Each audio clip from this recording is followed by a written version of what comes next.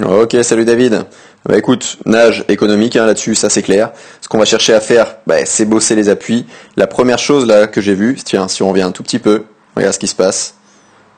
Tu vois, il y a moyen de rester un peu plus dans l'eau. Là, on voit vraiment que tu passes pas mal de temps au-dessus de l'eau. En tout cas, il y a un bon paquet de bonnets au-dessus de l'eau, donc immerge tout, ça va te donner de meilleures sensations. C'est surtout ça, ça va faire une meilleure horizontalité aussi, mais ça va te donner vraiment un peu plus de glisse. Donc ça, c'était le point, on va dire, facile. Là, maintenant, ce qu'on va chercher à faire, c'est quoi? C'est à construire vraiment le catch, aussi bien de ce côté-là à gauche, parce qu'il y a vraiment moyen que tu l'aies plus en avant. D'accord? Donc, il va falloir que tu prennes le temps devant. C'est vraiment que la main, l'avant-bras qui bouge. Je sais, c'est facile à dire. Je sais, t'arrives bien aux élastiques. Mais avec tous les exercices, tu vois, qu'on a pu balayer vraiment sur le stage, le dimanche notamment, il y a vraiment moyen que tu en trouves un, deux, bref, peut-être trois. Qui te font que tu sens bien le truc, ok, quitte à mixer certains. Mais l'idée c'est ça en fait, c'est soit de faire du contraste d'appui comme on a fait l'après-midi, soit d'être sur ce qu'on a fait de, on va dire, plus spatial, plus basique le matin. Donc ce qu'on va faire, c'est tout simplement soit de la demi-paume magique pour, ok, le creux du coude, si tu le mets sur le côté, il faut que la paume elle soit aussi sur le côté, pour que vraiment il y ait une rotation facile de la paume et du creux du coude en même temps, pour pas qu'il y ait la paume de main qui tourne de l'autre côté, et que du coup il n'y ait plus d'appui sur la main. Parce que la main, c'est ce qui est plus profond, et c'est là où on a le plus de sensations. Donc forcément, si on enlève l'appui à ce niveau-là, parce que ça tourne, ça va pas le faire. Donc ça c'est le premier point. Donc on va chercher aussi les autres exercices, tout simplement. On va se servir de l'exercice allongé sur le bord ou les pieds au sol, peu importe. Mais vraiment un truc où tu sens que le catch est mieux construit.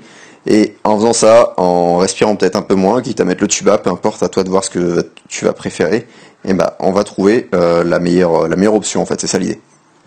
Donc tu vas voir, j'ai tout un cycle déjà là-dessus sur le catch, même si j'avais déjà des séances et tout, mais j'ai aussi noté plein d'exercices ou de variantes d'exercices à retester aussi.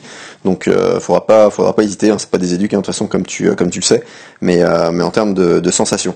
Donc là-dessus, je t'enverrai tout ça et je serais curieux de savoir justement ce que tu ressens le mieux.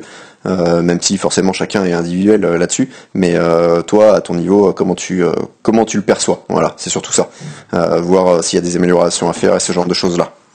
Et sinon, vu que ça glisse déjà bien, j'aurais pu te dire ouais, on peut toujours mieux accélérer l'eau ou encore être plus projectile, tu vois, plus grandi de la tête aux pieds, ça oui, mais là je pense que tu peux trouver un meilleur équilibre dans le sens où tu peux passer plus facilement au-dessus de tes appuis. Je m'explique, tu vois, de ce côté-là ça engage. Ok, je dis pas qu'on peut pas plus déboîter l'épaule pour que ce soit plus simple au niveau rotation interne, à mon avis il y a moyen, donc de travailler un peu la mobilité, et ensuite, on voit bien la main ici qui s'écarte, tout à fait normal, qui revient, et après qui va s'écarter, qui fait un S, ça c'est tout à fait logique. D'ailleurs, en parlant de ça, détends les doigts, ça va être mieux au niveau propulsion, et du coup, la main qui passe à la verticale de ton épaule. Donc là t'es vraiment sur ramper, passer au-dessus de tes appuis. De l'autre côté, hop. Pour moi, tu vois, ça s'écarte, c'est normal, et ça revient, mais je suis pas sûr que ça revienne exactement sur P2. Je crois que là, tu as un peu moins de passage au-dessus de ton bras. Il faut vraiment aller chercher ce même roulis, d'accord? Là que ça s'écarte, c'est pas gênant, mais sans derrière que tu es toujours, d'accord, que tu es vraiment à passer au-dessus, que ça accélère facilement, que ça accélère tout seul. Vraiment sur la position clé numéro 2 là. Ok, hop, je regarde si j'ai un autre passage. Tu vois, là, ok, ça revient, mais essaye de sentir, je pense que moi j'ai cette sensation-là, qu'il y a moyen que tu le ressentes mieux, d'accord, ce passage au-dessus sur ce bras-là, par rapport à l'autre. À toi de voir, d'accord, c'est toujours ça par rapport au test. Ça peut se travailler soit avec ce qui se passe sous l'eau, ok, soit encore plus simple, avec ce qui se passe au-dessus, avec un travail spécifique sur les retours aériens. Parce que là, regarde ce que je vois, ici, bon roulis, le coude, il passe là, presque à la verticale de l'épaule, nickel. Là, peut-être un peu moins, roulis. Enfin, là tu respires, donc il y en aura toujours un peu plus. Et le coude passe moins facilement ici à la verticale. Donc forcément, ici ça va s'écarter généralement un peu plus. Tu vois, là ça revient quand même, mais ça revient pas aussi facilement, j'ai cette impression-là. Essaye de sentir ça, vois ce que ça donne. De toute façon, il faut le travailler des deux côtés. Et sens vraiment qu'il y a une bascule à un moment donné de ton corps. Tu vois, ici, boum. Ici, ça accélère, ça va en avant. C'est ça l'idée.